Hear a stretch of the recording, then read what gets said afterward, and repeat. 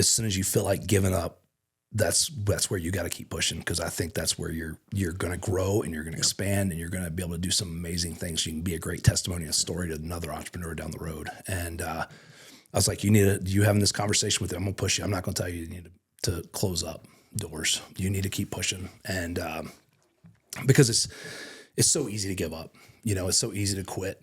And my dad, that was one thing he always taught me, is just you never quit, you never give up. And I mean, obviously there's certain situations where there is a time and a place where you've got to do that. But for the majority of 99% of the situations, don't give up. If it's just because you're doubting yourself, just because you're having a hard time, don't give up, man. Like, keep moving, keep pushing. Hey, everybody, I'm back in the studio with Mike Howard with Hulk Addicts, one of our sponsors and partners. Mike is going to dive deep into how his business has grown over the past number of months and where that business is going as well. He's got some amazing advice for up-and-coming entrepreneurs. You are not going to want to miss this show. Mike Howard. Yep. Dude, welcome back. Yeah, excited. Second time. Round two. Your episode was really highly viewed and just had a lot of response and comments like, oh, I saw Mike on the podcast. And then you and I have been hanging out quite a bit since then. Yeah, quite a bit for sure. Yeah, like lots changed in your business. You've got some really cool initiatives you're launching. And you're just in the trenches of business. Day to day. Just learning it and doing it and getting it better every day. So just wanted to talk more about that. Absolutely. Yeah. So like, catch me up. You were here. Gosh, you were here 3-4 months ago. Yeah, it's probably been at least 4 months ago, something like that. And, it's one of the things that I love to do, especially as a business owner, is to make changes, to grow, never be stagnant. So we have definitely made some serious changes. And I like to look back even on our last podcast and just kind of see where I was and where I thought we might go, and if we actually made it there or not. And then, just challenging yourself a little bit. So it's been fun. So you're a police officer. We meet at Timberline Church years ago, right, on a Saturday. We're just chit-chatting, and you never had talked about business. And then one weekend, you're like, hey, I got this little junk trailer. I think I'm going to go haul junk. So you get this little junk trailer, like little pull-along, right? Yep. Haul a couch for somebody. Yep. And they paid you. Yep. Like, that's pretty cool. Let's do that again. Did a couple more hauls. And then you replace a 6-figure income with the police department. And you're 17 years in law enforcement? I was 16 years. 16 years. Yep. So 16 years of what you've known, the day-to-day, you literally replace that in 90 days. 90 days. Picking up people's crap, their junk, and hauling it. So kind of take us back, recap real quick for those of you that maybe didn't listen to Mike's first episode, but just talk about that initial moment of, oh my gosh, I can leave my job. Yeah. People dream of that for years and never get there. Yeah. I think a lot of people are scared to even think about the thought of leaving something that's so secure. And when I started January 7th of 21. I started with a F-150, a black F-150 with a little 5x8 utility trailer. Still got it today. It's covered in rust. It's, it's just a little dinky trailer, but I started off with that and never thinking the dream of being able to leave a secure income, or what someone would consider a secure income. We started off, where I started the business with nothing, and, thinking that I could get to the point where I could actually provide for my family and ultimately be able to provide for other people that rely on me, as well. And so it was a big jump, but it took us about 3 months for me to realize that I could do this full time. And it was a total of about 5 months from the time that I started the business January till I left in June for me to actually make that full tilt jump off the cliff and leave that full-time income. Did you surprise yourself on how fast that happened? Oh yeah. Yeah. But again, you're in the middle of the trenches. You're in the middle of growing a business and really not, knowing exactly where it was going to go and what I was, in some ways didn't know what I was doing. I set up a plan of things that I wanted to do, set up my price points, things like that, started serving customers. I knew that if I took care of my customers, that they would take care of me.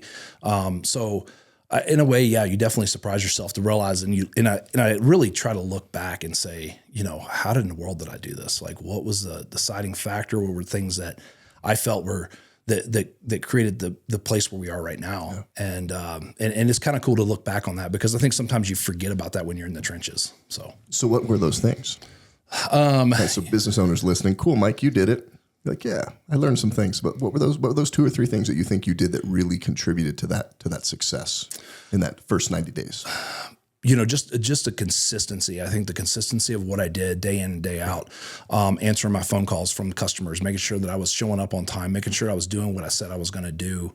And the fourth thing to that is if I made a mistake, own up to it, fix it, do the best I can to fix those things that I made a mistake on, which, I tried to limit those. I tried not to make those big mistakes. So I'm thinking of all the businesses we're involved in, right? Painting, roofing. Mm-hmm. Answer your phone, do what you say, own your mistakes. Yeah. Real estate. You ever call a realtor? Oh yeah. Answer your phone, do what you say, own your mistakes. Like that's huge. 80% of most businesses, yeah. business owners that don't get that. My business is slow. Yeah. Yeah. I don't know why I'm not growing. Like, did you return that customer's call from 2 days ago? Like they want to give you money. You just need to go get it, go take it. Oh, I was. Well, and I think that, even past that, like looking at the answering the phone call, I think you're talking about the 2 day thing is people start getting this guilty conscious in their mind. Like, man, I didn't answer a phone call from 2 days ago, and they just never answer that phone call. They never call them back ever because in their mind, they think the customer's mad at them or whatever else. It's like, just pick up that phone. Even if it's been 3 or 4 days, you can always go back, and you're never going to get that job if you don't call them. Yeah. But if you make that phone call, there's still a good percentage chance that you're going to get them. Because especially now, because a lot of our stuff that we do is referrals. So they're not looking for anybody else. They're just looking for us to, make that phone. Now we've set things in place now to where we don't have to necessarily worry about missing those phone calls like that. But in the early days, just call them back and make that contact with them. And I think I would guess, at least like when I had the issue, I'm like, man, this junk. So we got to call somebody, and maybe call that, just call somebody else, right? Yep. You could have somebody out there, like you've gotten out there to jobs before other companies have called those jobs back, right? Absolutely. I remember they've shared that with you. 100%. Yep. I love that, man. Yeah. So when you started, so you've got the little trailer, the black truck, and you're picking up junk. Yep. And then that slowly started progressing into things. So when you were here, like offline on the podcast, you didn't share this on the podcast. You're like, I think we're going to jump into demo a bit more. Yep. And hey, we have an opportunity to buy some roll-offs. So talk about that, because you kind of have, not kind of, you have 3 tiers and buckets of your business where, you can serve, it's a lot more than just going to somebody's house and grabbing their TV. Oh yeah, for sure. We tried several different things when we first started. We tried all these different quote unquote tiers. We tried to do a little bit of landscaping. We tried to do some hauling. We tried to do all these different things, but we've kind of come into 3 major categories that I feel like that we have done very well at, and we've succeeded at, and we think that this is the way that our business needs to go. And that's the full service junk removal. So you call, pick up a couch, come and pick up grandma's couches in the basement, whatever it is, do a full service where we clean out a full house, garage, whatever. And then we started rolling into the demolition side and realizing there was a huge need for the demolition. And so with demolition, we're calling contractors saying, hey, if you need our services, we're extremely detailed. We're going to get all the nails, the screws, the underlayment for floors. We're going to make sure we do it really good and do it the way that you need it done and your customer needs it done. And we felt that it's more of a deconstruction process. We call it demolition, but it's more deconstruction. We're basically taking things apart the way that they were installed, and we're getting it back down to a base level so that they can redo their kitchen, their bathroom, their basement, whatever it may be. So we tried to take our demolition and turn it to deconstruction and make it a very detailed process. And we've been very successful. We just had another referral today from someone that I don't even know who they are, but they were a referral about us for doing demolition. We're going to look at that in the middle of the month. So it's just, we've been able to take that and expand that. But with the junk removal and the demolition, we saw that there was another need. Yep. And that was the roll-off dumpsters. So we already have 10 current 15-yard roll-offs. Now we just added on, we just bought a Freightliner full-size truck that can haul 15s, 20s, and 40-yard roll-offs. Right now we have 15 more 20-yard roll-offs. So we have 25 roll-offs right now currently with the business. With obviously, down the road, we're going to be expanding that and getting more. So I love that. And then how are you not going crazy? Because you have 3 businesses within one. And we'll jump into, you and I have been we've got a really cool partnership. You're a partner, one of the main partners with the podcast. So absolutely. I'm giving you some coaching, and you're getting exposure on the podcast, and we meet every couple of weeks. Yep. And as you're sharing these ideas, I'm like, you're going to go crazy. So you've done some really cool things with people to get this in place. So just talk about that scale from, hey, you're in the F-150. It's just you're running around doing everything, quit the job. And now you have Rob. Yeah. Now you have Derek. And now you have these guys whose families you have to feed. Yeah. Families that did expect us to make money so they can provide for their families. The one thing that, with meeting with you and talking with you, and this is a plug for you as well as working with me as a coach, is understanding, okay, how am I going from working in the business constantly on the jobs, constantly working with the customers, leaving my customers and trusting other people to take care of the customers that work for me, and trusting that process that they're going to do it to a manner that I've, want them to do it at, to stepping out of that working in the role to now working on the business, not in the business as much. And I know it's so cliche, but it's so true, because you've got to do that in order to grow. And I think that's part of the reason why we've been able to kind of grow this business. And even in the last few months since we've been meeting, the last 6 months, probably something like that, is just taking this thing from, the level that I was at to where we are now, and really try to implement some of these things to where we have better systems, better ways of handling our customers and dealing with situations in place with the people that I've hired. So. And we just found that out 2 days ago, right? That you're like a systems and a process guy. Yeah, we did our disc survey and work with the guys. And I tell you, it was very eye-opening for me. And, you think you know something about somebody, one of your employees, you think you know something about yourself. And as we talked, we're thinking one thing, but there may be some changes there that you didn't realize. There were some things there that you didn't realize. And then, so I started realizing, okay, this is why they act a certain way. This is why they do certain things, and maybe where they're really good at, and maybe where they have some deficiencies. Doesn't mean it's a bad thing. Doesn't mean that they're a bad person because they're low on this side and high on this side or whatever. It just means you need to put them in a different place. You need to find the right fit for them where they're going to thrive and better suit your business, better suit your customers. And you've done such an awesome job. I remember the first meeting we had, and we broke down how much time are you in the business versus on the business. You're like, what's on the business? Yeah, I'm in the business. Okay, well, let's start there. Let's break down how much are you CEO visionary, casting the ideas. How much are you just in the trenches of ops, sales? And we kind of like percentaged everything out, and then just kind of started slowly peeling that stuff back. I think the fear is, well, if I jump all the way out, who's going to run things? It's going to fall. You don't. You get an hour next week. Yeah. And wow, I got an hour, and then an hour and a half, and then 2 hours, and then a day. And you know, it's that leave your business. How long can you leave your business and put your phone down and not have everything just blow up, fall apart, have the wheels fall off? Yeah. And then that's kind of where you're at. Right. And then you just work it from there. Yeah. And we definitely haven't, the wheels haven't fallen off. We actually, I think we're more efficient now than we were, even several months ago, of how things are running. The phone calls have definitely reduced down to me from my guys calling me constantly. That we're able to, better serve our customers. And it's cool because I'm seeing, Jen, my new office manager, she's come on board since we had the last podcast, which has been awesome. She's helped me with a lot of the processes that I needed to get in place and making sure that we're being efficient with our invoicing and our estimates and all the back end stuff that need to be done.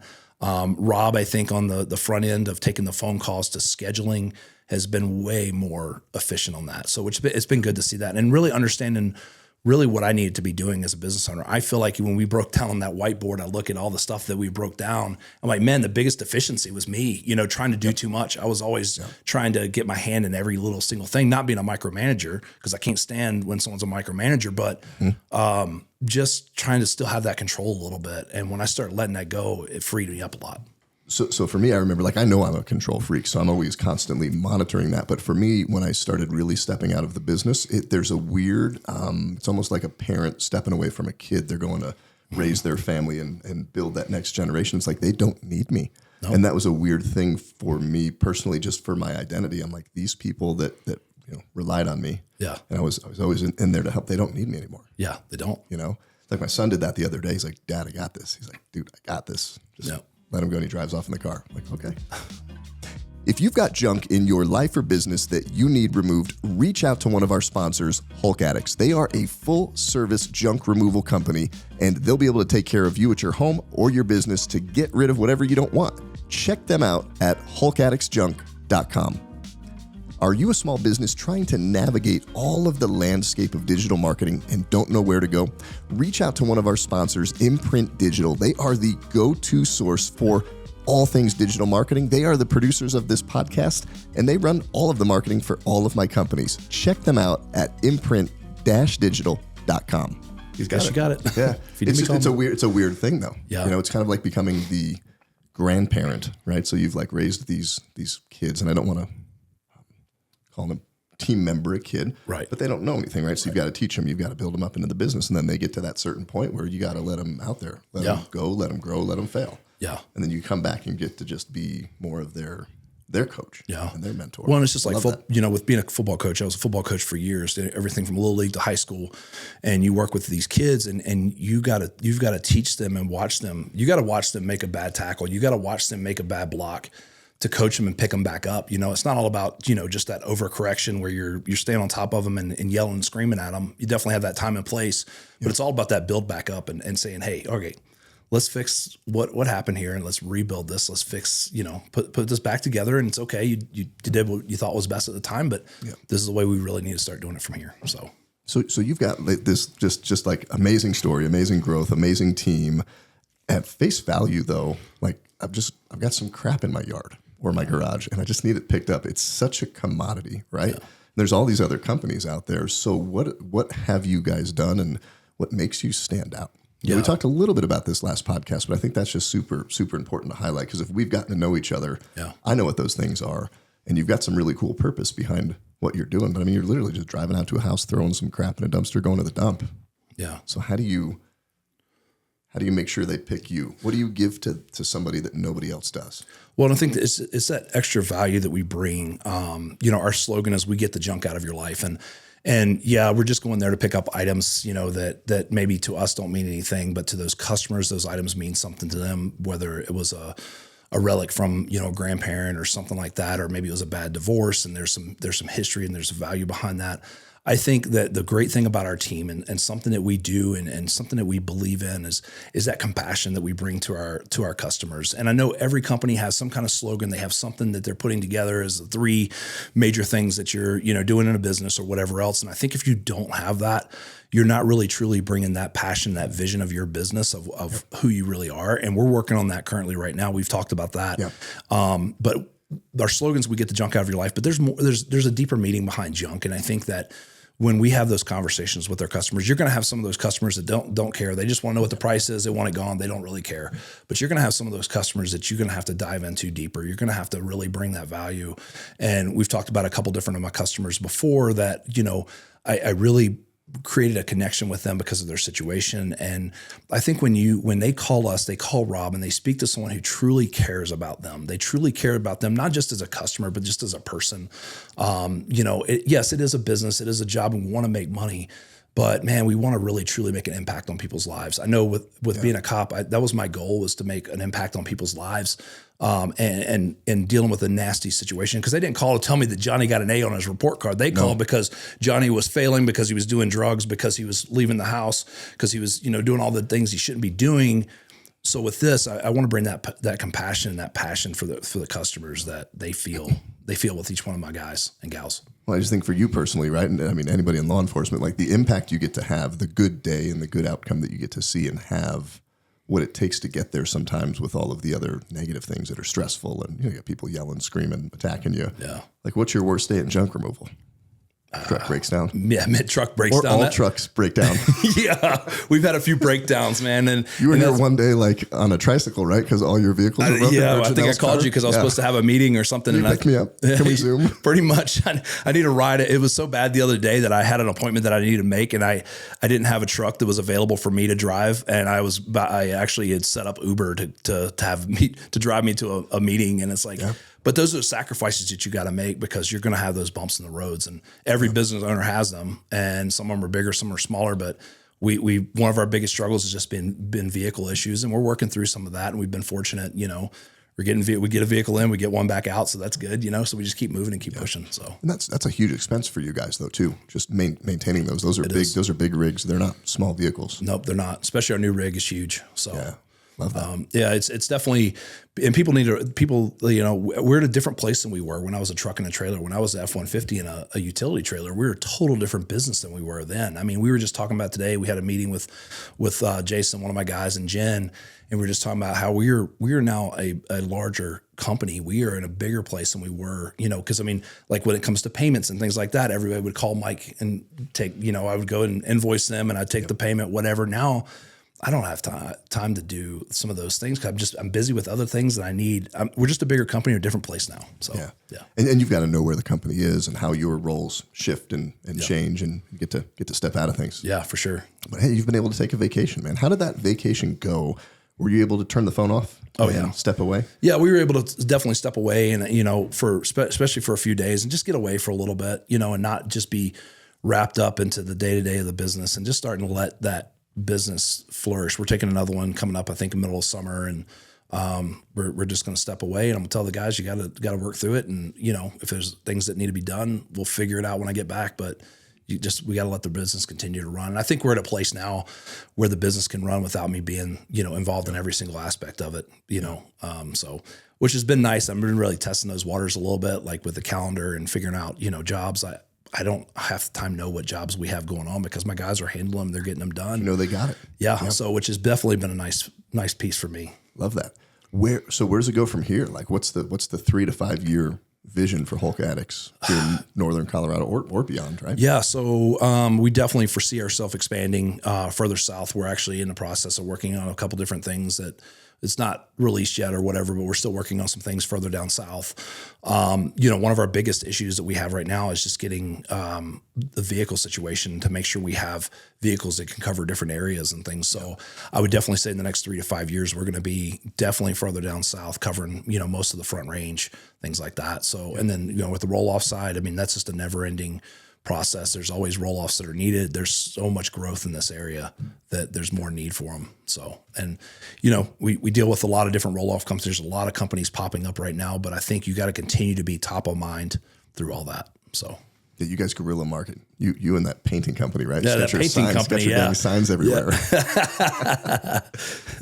You've done a really good job because here on Monday I had a chance to meet really the majority of your team for the first time. Yeah, one of my guys was on vacation. My office wasn't here, but I mean, I've known Rob, like see Rob at church and see Rob around the community, but just like seeing this crew of guys sitting around the table, awesome guys. What has been some of either the intentional strategy that you set or maybe lessons you learned kind of the hard way along the road? Because the guys that are here weren't always necessarily the guys that were here, right? So you have to sift through some things. But just what have you learned about people? It's one of the hardest parts of business is finding great people. Yeah. So what were some of the lessons? What are some of the key things you focus on that you just share with another entrepreneur? A couple things with that. I think one is we did have to go through some difficult people. When I first started, the first guy that I hired, I let go a little over a year after he started. And then I had a couple people that I brought on board that I probably should have let go a lot sooner than what I did. And, sometimes you're like, well, I need some help. I got to keep moving. And I need this person to stay because you feel like that now we're getting to a place where I think as a culture of what we've done for Hulk Addicts and what we're bringing in is this culture of quality people, quality employees, quality customers, quality, all those things. And I think it makes it easier for hiring because I get more people that are like, man, I really want to work with that company. You guys are cool. Like you're fun. Yeah. And like right now we're actually looking for a salesperson and additional salesperson besides Rob, because Rob's role is changing. Rob's not the sales guy anymore. I mean, he does a little bit of that, but he's doing a lot of the front end stuff and then also scheduling and things, the operations side. So I think that with that is we're bringing in quality people because we're able to attract that because of the company that we've created. And that's what my vision. I'm not settling for, the guy that, just doesn't have the qualities that we're looking for, and I want to create that culture because our customers deserve that. Our customers deserve quality guys and gals that work for us, that are professional, that show up on time, that do the things that they say they're going to do. And that starts with me making sure that I have the right people in place. And so I'm working really hard to make sure we get the right people in place. And so far I've got probably the best crew that I've ever had right now. I mean, and rock stars, man, guys that I think that are going to stick around for a while, at least in my mind, they will. If they don't, I totally understand, but I know the trust in that process that we're going to bring more quality people in. So I was actually just talking to Kim about that. I need another salesperson. I want someone that's gung ho. I want someone that wants to get after it, So that's kind of who I want, involved in our team. So, well, that whole hire slow, fire fast. Yeah. So we've really slowed down hiring. We slowed it down so much for one gal. I think we're going to hire her. She'll probably be hired by the time this posts. But she's like, you guys were moving pretty slow. I'm like, well, we did that with intention, but I'm like, it was a little bit slow. And then there's been so many times when we knew we needed to cut this person loose and we didn't. And you think it's going to get better, hope it's going to get better, and it's not. Like it's that gut feeling. Like this isn't working out. Yeah. And it's not even move seats on the bus. This person snuck onto the bus, or you didn't even realize, or you let him on the bus. Fine, right? Yep. Got to get him off. Yeah. You got to get them off quick because I think that's going to be, I was listening to a podcast the other day, was talking about just getting rid of those people that are toxic, that are cancer within your culture, and the ones that are getting away with little things. And and it just breeds negativity, and you don't need negativity in the business. You know, as a whole, media and everything else puts such a negative spin on everything. I don't need negativity here within my company. We want to be positive and upbeat and make sure that our customers are excited about us showing up, and we don't need the person that's going to be negative when they show up. So I think it's important. I mean, even looking back on law enforcement, how we hired there, I mean, that was a 6 to 9 month process of hiring at the law enforcement, from everything from the initial interview or the initial application to the interviews and to the background checks and everything like that. It's a long process for a reason. And even still with that long process, I mean, you see it day in, day out on the media of rogue cops that do stupid stuff that didn't get on the front page of the news. And they did a huge vetting process, because I know even the agencies that I came from, our process was a long process, and there's still cops that were bad eggs, and they had to get rid of them. So, and your agency, I think, don't they decline everybody the first time? I have a buddy who's there now. He had to go through 4 times. He got rejected 3 times, and he's a solid guy. He's he just loves what he does. Yeah. Like, he's like, I want to be in law enforcement, for all the right reasons. Great guy. Right. You're never going to see that guy in the news. Yeah. Right. And right. four times he had to apply. Well, I think what it does is it shows you the passion of if it's something you really, truly want to do. My father-in-law, he's been a pastor for 40 years. And he was, at one time I was thinking about becoming a pastor, and he's like, I push people away from being a pastor, because I know if they're truly called for that, they're going to come back, and it's going to continue to come around. Same thing with law enforcement. If you really want to be involved in it, you're going to keep going through this grueling process of beating yourself up, and going through this whole process again. And sometimes they get very far in the process. I'm talking 5 or 6 months to get told no. And then they have to go through that whole thing again. That's tough. Yeah. I don't know if I could do it again. Well, it's tough on the family. I mean, being in that. And we talked a little bit about that. Did I ever tell you? I don't know if too many people know, but in the transition from getting out of college painting to mortgage, as I'm making that transition, I applied. Okay. At the same agency you worked at. Yeah. And I didn't tell Emily. Like, I'm freshly married, right? I don't know how all this marriage communication works yet. I just went out and I passed whatever the first round was. And then they invite you to the CSU, test, whatever that is. Right. So I come home, I'm like, hey, babe, I got past the first round. I'm going in next week she goes, for the what? For the who? No, we're not doing that. She's like, that's going to bring a lot of extra layers. So that was a big fight for us. Right. But yeah, that wasn't my calling. Yeah. I've had a chance to help contribute to that population in a different way through the academy here. But man, God love you for everything you did, man. Yeah. So, I learned so much in my law enforcement career. I learned good things, bad things. And I try to take those and apply all those things to what I know now, to be a better person, to be a better business owner, to be just a better person as a whole. And I think I'm very fortunate in that manner, as I've been able to apply those things. And I think my customers have the advantage for going with us because of that what I've gone through and how I've been able to apply that in my life and be a better business owner. Well, I love that compassion that you say. I mean, that is absolutely just knowing you, right? Without coaching you through it, like that is one of the key tenets of your business for sure. When you come out there. Yeah, so for sure. That. Yeah, love it, man. We definitely have a lot of compassion for our customers. So what else would you share with new business owners? What have been just some of the other big, just key lessons that you've learned? Yeah. So, Mike standing there in Timberline with the little trailer and the F-150, like, what do you go tell that guy that he's about to get into that you've learned? We touched on that a little bit in the first podcast, but didn't go into much of it. But figure out your pricing as quick as possibly can and get some systems in place that are going to help you down the road, because I did not get systems in place initially. If you're going to grow and you're going to expand and be able to, because we actually talked about it recently, was when I came to your house and picked up that stuff, you're like, tell me to give me a breakdown of what it actually cost me and all this. And I looked at you like a deer in the headlights. Like, I have no idea, I knew I gave you a fair price. I knew that it was a good price, but I could not tell you exactly what it was. And man, ever since that moment that we had that meeting over here, man, it was an eye-opening experience. I think if you could have Rob sitting right here, he would tell you the same thing, because I've talked about it, and knowing my numbers and knowing my pricing and being solid and firm in that, because it makes you go into each one of these jobs that you go into way more confident. When you get a no, you can explain and maybe hopefully still win that job, because you can explain why you are the price that you are. Because I'm not going to be the cheapest guy. I don't want to be the cheapest guy. In fact, I'm probably one of the higher end guys when it comes to pricing. Mm-hmm. And it's because, again, it goes back to hiring the right people, paying the people what they need to be paid, especially in this economy where things are. is get those numbers squared away right at the beginning and know your worth. 100% know your worth. Don't just do a job for $50 because you think $50 is okay. It's just not. That's not going to get you anywhere in life, especially as you grow a business. I remember we made a little grid on the whiteboard, right? Yeah. And like, how much does it actually cost to get somebody in a truck and gas and the time and the wear and the maintenance? We even came up with like a maintenance ratio, right? Yep. Like just a certain amount of dollars per half hour on Right. all the vehicles. And then we map it out. And I remember Kevin pops out. Kevin Voorhees, he's our GM lead estimator, and he loves all that stuff. He's like, yeah, like you got it now. And you were just like, I see. Man, I love that stuff because I think as a business owner, it makes you more successful because you're able to really just hone in on those numbers. And I'm a numbers guy. I like to look at numbers. And I think that truly helped me. It was an eye opener. Man, I've been in business for almost 3 years at that point. Totally. And I'm like, man, in one mindset, I'm like, am I a failure as a business owner because I don't know this? But if I can help somebody else down the road that I could go to and say, you're starting a business, whether it's plumbing or electrician or whatever it may be, is get those numbers squared away first and really help them thrive.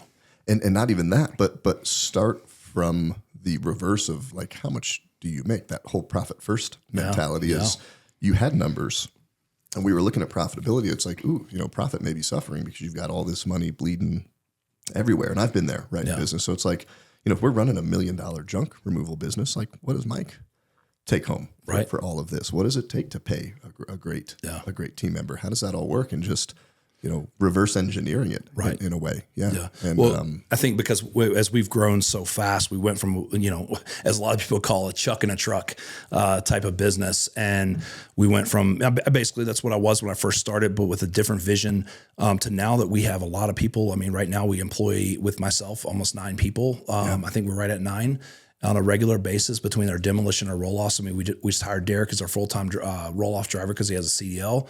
And to our junk removal. So there's a lot of people that are involved in that. And there's a lot of insurance and things like that. So I think it's important to get those things down right away because you have a lot more expenses and those types of things going forward. And I think a lot of business owners, like as I work with them, and we've talked about this, is like, you don't want to be losing money to do a job. You also don't want to gouge somebody. And there's this space in between where it's fair and equitable. And that's agreed upon between customer and client. But if you're landing, like Rob's going out landing almost every single proposal, you're a little low. Like raise it just a little bit until you start to lose a couple and see where that value tipping point is. Because you may have customers willing to pay more and you just don't know because you haven't just put it out there a little bit. And I think, you hear guys talk about that in the different podcasts I listen to or different snippets I listen to in videos, is you have this fear that if you raise your prices, you're going to lose customers. You're not going to lose customers like you think you are. People are going to go with you because of who you are, because of what you've built, that reputation that you've built, and they're going to stay with you because of that. You may lose 1 or 2 here and there, but as a whole, you're going to still keep your customer base and you're going to make more. You're going to make more money. You're going to be able to provide better for your people. And I want to give my guys good vacation time. I want to be able to give them good benefits because right now we offer our guys Aflac through our company, which is great. So we offer them some kind of benefit. We're not offering them a full package, but we're able to offer them some. We're able to offer them the vacation time and the sick time and things like that. And it's like the more that you have, you're going to have more money to be able to advertise. So you're competing in a different class when you start really digging into those numbers. And I think that, I can't look at it what it was when I started because I was competing in a certain class there, but now I'm in a different class of business and a different, class within my business of who I'm competing with and what I'm doing. Yeah. And you've talked about so many great things already just throughout the show of working in versus on the business, right? And work on it and know where that role is, trusting other people, letting go of the reins, knowing the numbers. Like, what else have you learned? What have been some other just big key things? Because I'm sure there's an entrepreneur sitting out here like, I want to be the $1 million painting company or junk hauling company or whatever industry that they're in. What would you tell them? Is the paint or roof on your home or business starting to look a little shabby? If so, reach out to one of our sponsors, M&D Painting and Roofing. M&D Painting and Roofing is a full-service residential and commercial painting and roofing contractor in Northern Colorado. And full disclosure, I'm the M in M&D. Check them out at mdepainting.com. As a small business owner, one of the things we will always need to address is a space to run our business. If you're looking to do a small tenant finish, maybe even build a building from the ground up, you've got to reach out to one of our sponsors, Mendel Construction. They are a full-service commercial contractor that can take care of your business needs to build the space and place of your dreams to run your business. Check them out at mendelandcompany.com. If you're a Christian small business owner, you have to check out one of our sponsors, the Foundry Advisory.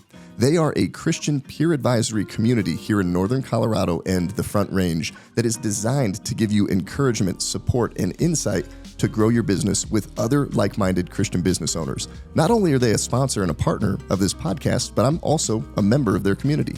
Check them out at thefoundryadvisory.com. Don't get complacent. Don't be complacent. Don't just sit and think that I'm good where I'm at. Always look for that next challenge. Look for that growth opportunity. We took our biggest risk with this new roll-off setup. Financially, it's a big thing for us, And when you look at what we just took our business from the small truck and a trailer to now that we offer 25 roll-offs, we offer all the full service side. We're looking at being the largest junk removal roll-off company, demo company in Northern Colorado. Yeah. And man, that's a huge responsibility for me. It's a huge responsibility for us. And so don't be complacent. Look for that next opportunity to grow. I feel like, even with just doing that, I'm already looking for new opportunities. I've already got some things that I've got in the works right now that I haven't launched yet. And I'm super excited about launching them. But again, it's, we talked about, you were talking about the other day in our DISC survey of trust. And there's the numbers, there's the people that are the numbers people, but then there's the people that are the gut feeling.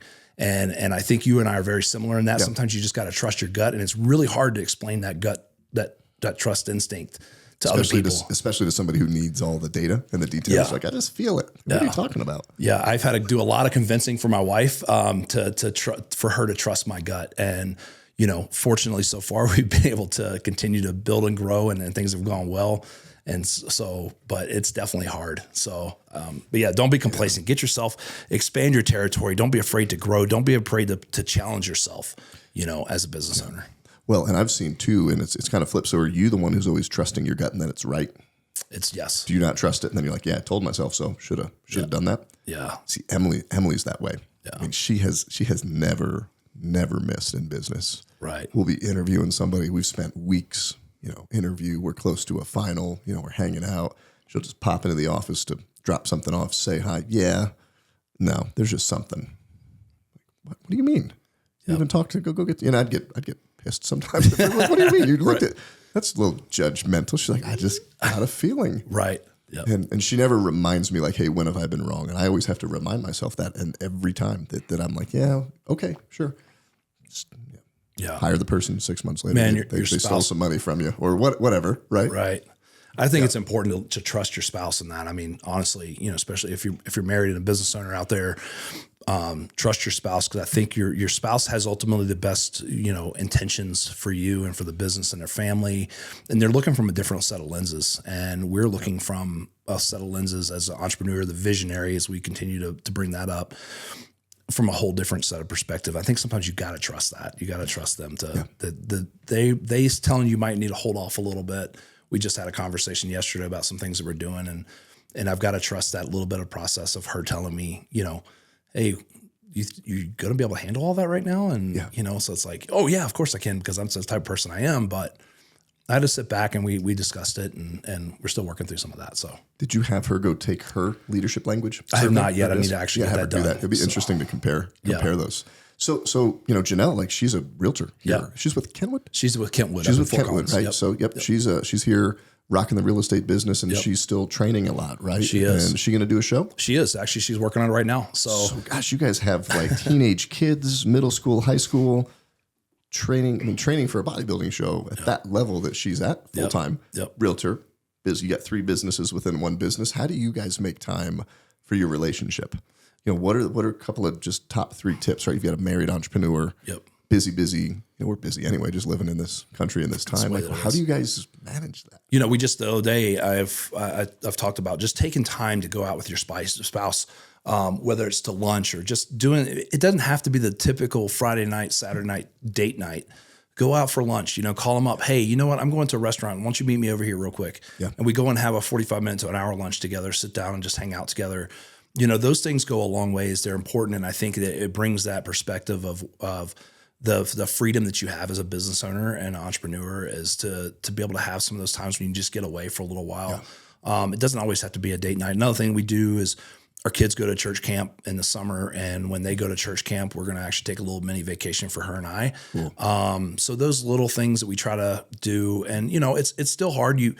Week in and week out, you're like, man, we need to get together and do something. It's been a month and a half, so it's hard, but you just got to plan that and make that happen, as a couple. So love that. What else would you add? So we talked about just trusting the spouse and really getting their input. I think for Emily and I, it was deciding like to what degree of involvement do you want to have. It was hard for me. I'm like, you're doing nothing in the business right now, which is what you wanted. She's at home raising the kids, doing stuff with the house and planning, other things we have going on personally. And then it's like, you just pop in here for 2 minutes and get a gut feeling about this guy and told me not to hire him. Right. But we established that's what it is. Yeah. Like, that's important for the business. Yeah. So how do you define those levels of involvement? Like, how involved is she with Hulk Addicts, if at all? She's not involved in the day-to-day operations at all. Right, Like she does not deal with any of the financials. In fact, so her oldest sister is my office manager, and she's got a great head about her. She's very level-headed and things like that.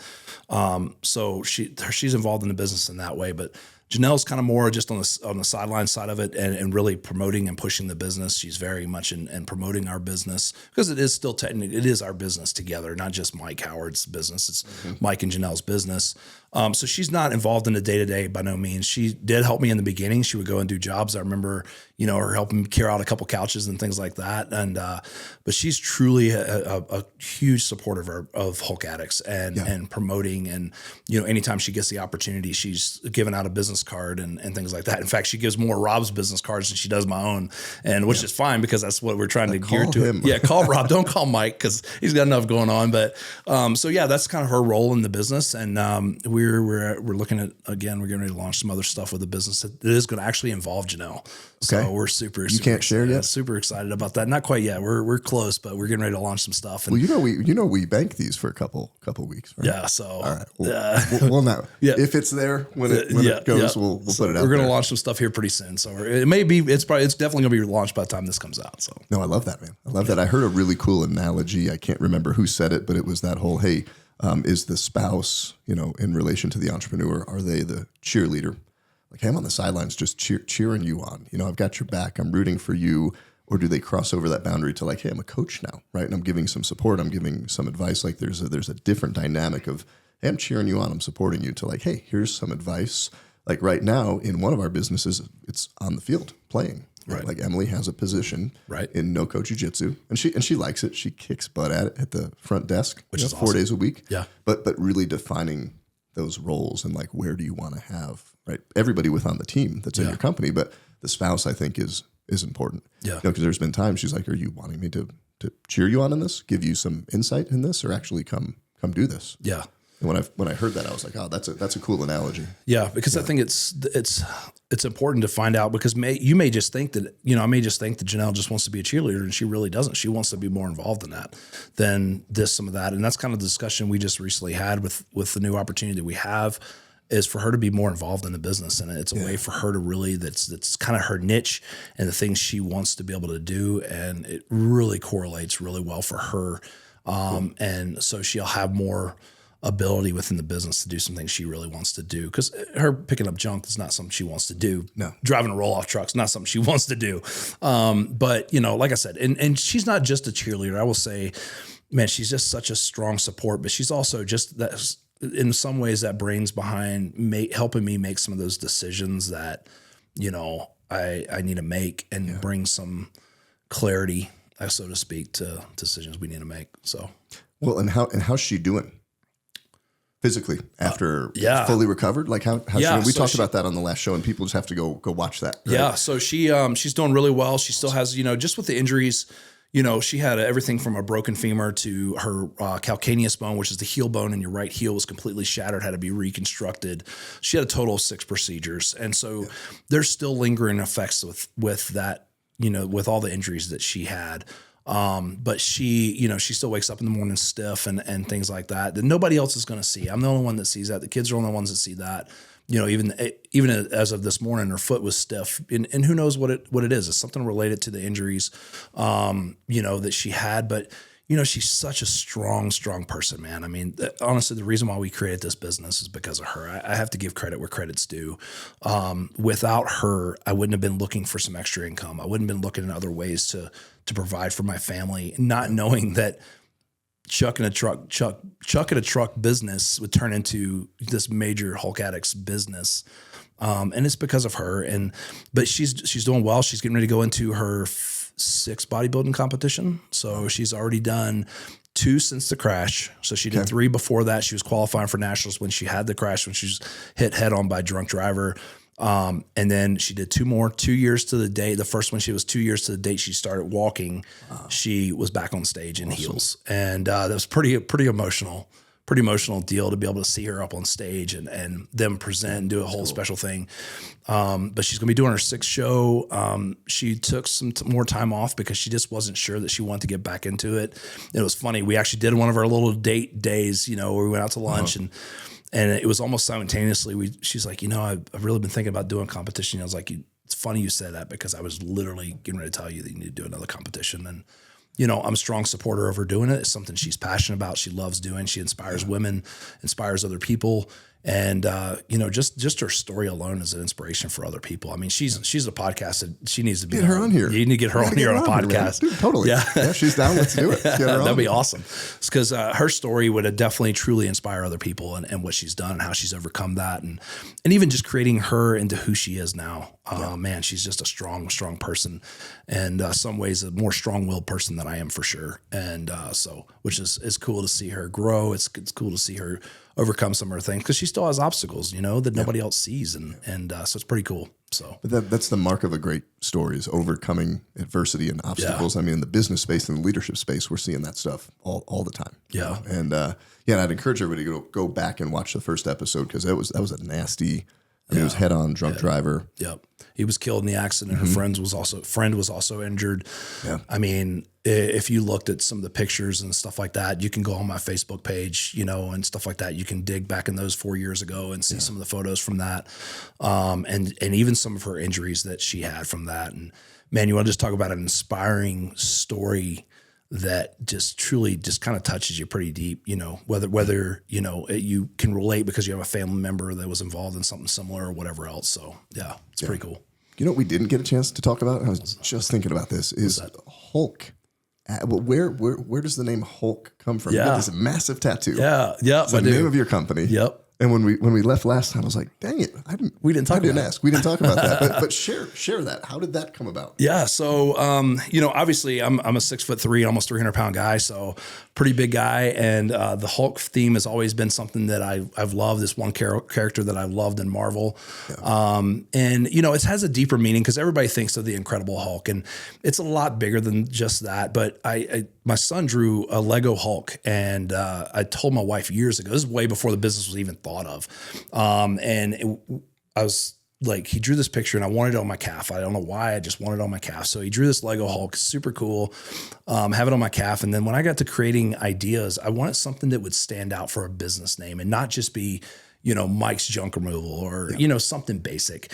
And so I started putting things together. I wish I could go back and remember some of the names that I had, but the Hulk theme was kind of like something I thought about. And then, so I had a small coffee roasting business for a little while, just roasting some coffee. And on the side, we had a Be More roaster and had 2 of them. And I would roast coffee for guys at the police department and just do custom roast and things. My handle on Instagram was Coffee Addicts 179. It was just Coffee Addicts Addicted to Coffee, and 179 was my old badge number. Okay. Yeah, so back in my old agency. And so that's what it was. And so I kind of thinking Hulk and Addicts, I'm like, this sounds kind of cool. So I created Hulk Addicts Hauling and Junk Removal, not thinking that the branding and the marketing would be as good as it is. Cause I would love to take credit and say that I thought this glorious plan of how I was going to create this amazing market. The marketing lab. You're like, not really. No, not really. But it just all came together because, I had a customer tell me one time, I could not remember the name of your business, but I was told to call the Hulk guy that does junk removal, and they just put in Hulk and junk removal, and I popped up on Google, and we actually just hit 201 Google reviews on our Google, so which is awesome, and so we try to keep up on that. But anyway, so I created this brand, and just that theme, and it just kind of all goes really well with it. Well, in our logo, as you see, it has a ship wheel. Well, a hulk is actually, there's a couple different spellings for it, but it's an old ship that no longer sails, and they kind of used it, it's kind of dilapidated, and they kind of use it for storage kind of thing. Okay. And so it kind of relates to the junk removal. We're taking away stuff and storing it, getting rid of it, whatever. It just kind of all flowed and created this image of Hulk Addicts. And we've gone, as you can see, a lot of our stuff, you don't really see the hauling and junk removal anymore. It's, for the most part, it's Hulk Addicts, and everybody knows Hulk Addicts is a brand. We've created that brand that everybody just knows Hulk Addicts now, or at least in my mind, I think everybody knows what it is, but you still got to tell that story and tell people who we are. What's been the most amount of junk, or just biggest, coolest, maybe craziest project? We just finished up about a 20-some trailer project. That was a pretty substantial project that we just did, 20-some trailers. There's no job right now that we can't handle. We have over 500 cubic yards worth of space to haul away junk between our 14-yard roll-offs, or 14-yard dump trailers, our 7-yard dump trailers, our 10, 15s, and then our 20 or 15, 20-yard roll-offs. We have over 500 plus cubic yards of space to haul out, and so, which is a significant amount. So we just did one that was a really big clean out. We actually continued that on. It was in a multi-phase process. So it was initial phase, and then we went on into, second phase, and we're actually starting third phase tomorrow. And then probably in the next week or two, or probably next month or so, we're going to be starting a demo phase with that as well. So that's the great part about us. We're all encompassing business from the junk. We start with the junk removal side, which you have to get the junk out of there in order to start the demo phases. And then we can also haul it out with our roll-offs and things like that. So it's kind of cool to kind of see us progress in that way. So we're getting close to wrapping up. So what's like the big goal, big dream with this, so the BHAG, right? 5, 10, 15 years down the road, you want to look back on this thing and say, what is it that Hulk Addict did that Mike Howard and your crew and your team and your family was able to do and contribute? I think down the road, I would love to, potentially be able to franchise our company out and make it a franchise if we could, but I think the bigger impact, not just the financial aspect of it, but just the impact that I can start making an impact, not just in Northern Colorado, but I can start having stories that are in Pueblo and Colorado Springs and Denver, and people know who we are, and they choose us not based off of just our Google or whatever else. It's based off of our values and our, the things that we believe in and who we are, and getting those referrals. I just would love to be known of helping families across the whole Front Range for sure, down the road, and then maybe even further past that, I just think that'd be super cool. It's not about the financial gain, obviously that's a perk of it, but it's about just truly helping people, man. I just love that. I love that aspect of this business. Love it. Man, last question I have, because I feel like somebody's listening to this right now, is, struggling entrepreneur, like they're about to quit, throw in the towel, close the doors. What do you tell them? Oh man, I just had a conversation with an entrepreneur a couple of days ago, and I won't bring up their name, struggling whether or not they should close the door or not. And I'm hoping they listen to this podcast because they're struggling. And I'm like, you don't want to talk to me right now, because I'm going to tell you right now, I'm going to push you. I'm going to push you to keep going. Don't stop. As soon as you feel like giving up, that's where you got to keep pushing, because I think that's where you're going to grow, and you're going to expand, and you're going to be able to do some amazing things. You can be a great testimony and story to another entrepreneur down the road. And I was like, you having this conversation with them, I'm going to push you. I'm not going to tell you need to close up doors. You need to keep pushing. And because it's so easy to give up, it's so easy to quit. And, my dad, that was one thing he always taught me, is just, you never quit, you never give up. And I mean, obviously there's certain situations where there is a time and a place where you've got to do that. But for the majority of 99% of the situations, don't give up. If it's just because you're doubting yourself, just because you're having a hard time, don't give up, man. Like, keep moving, keep pushing. Most people that quit aren't at that place where they really need to quit. Like, I've come across some businesses, I'm like, you need to be done. Yeah. That's rare. I've seen that once, twice, maybe in 20, 25 years. You're just struggling. You maybe need to tweak things. And honestly, that's where, and going back to the business coaching that you're doing with me, and starting to see these things that I could be doing differently that can help me grow my business. And, with us being on board as a sponsor for this podcast and the general art of leadership, and man, it's created opportunities. It's created growth for us. Like we got a huge job actually for someone who was watching the podcast and called us, which was super cool. That it was it was off of our sponsorship. They saw us here and wanted to use us again. I know as soon as Rob calls, as soon as he talks to them, man, they're gonna love it. They're gonna go on board with us, and we were able to close the door. So I was appreciative of that as well. And so don't give up, man. I tell you, so many business owners, I think they quit way too soon, and they give up. So. They listen to the wrong advice. Oh yeah, for sure. Don't listen to the guy that quit. Yeah, because those are the guys that the people that told you to quit are the ones that have quit on their business and or whatnot. Yeah. And so I've been so close in like every business, and thinking if I would have closed that door at that point wouldn't be where I am. And you probably had tremendous growth after that as well. Yeah, and none of them were at the point where we needed to quit. I mean, we've been like M&D painting. I mean, we've been like no money. Yeah, no money, drawn on the line. Well, we've talked somebody about just that. Stole $40,000. God, I remember that. Like, what? Why am I doing this every day? Just keep going. Just keep going. And then boom, you have that breakthrough at those moments of frustration. What's the not the meme or the photo? It's the guy digging. Like he's underground and he's just digging. He's a little pick, and he's just cutting through the dirt. And there's this massive diamond or pot of gold, whatever it is. And then the guy above just quits, turns around. It's like you're one more. Right. What is the Ed Milet, right? You're just power of one more call, one more meeting, one more podcast, one more whatever, and then boom, you have a breakthrough. Man, that next phone call could change the nature of your business for a very good way, and so you can't give up, man. I don't know. It's not in my nature, and I got to keep pushing forward. So, well, man, we're gonna wrap up the same way we do with everybody. You're back. You grabbed another color off the wall. You got some purple today. What is the next statement you want to the last time I did Psalms 46:10, but this time. One thing that, and I'll bring up Rob again, but we talk about jumping off the cliff. And when I decided to jump off the cliff and leave law enforcement, I thought it was going to be this crazy, harrowing, scary adventure that, there's no way I can handle this. Now I get phone calls from people. How did you do it? What'd you do differently? And I put this together. I said, never be afraid to jump off cliffs because a fall is not as daunting as it appears. And that step, maybe not be able to see that step below you, but it's not nowhere near as bad as you think it's going to be. It may look daunting, but it's nowhere near as bad as it truly appears. And that's where you're going to be able to flourish. And that's what we did. We jumped off this cliff and it was nowhere near as daunting as I thought it was going to be. Proud of you, here brother. We are, man. Here we 3 are. years later. Hey, that's a wrap. Hey, thanks so much. Thanks. It's been awesome. Hey, thanks for tuning into this week's episode. Would you make sure to please like, comment, and subscribe to the channel here? And please share this episode with somebody whose life it will make better. Are you a faith-based father and you want to have the adventure of a lifetime with your son? You have to check out the father-son hike of a lifetime on the Camino de Santiago in Spain. June of 2025, I'm going to be taking a small group of fathers and sons over to Spain. We are going to spend 6 days, hike 70 miles, have some of Spain's most amazing cuisines, see some of the most beautiful places and spaces, but most importantly, spend time together bonding with our sons. If you're interested in this adventure, check out mattshoup.com. When you get to the website, click the Gentle Art of Leadership button and hover down to the Father-Son Hike of a Lifetime.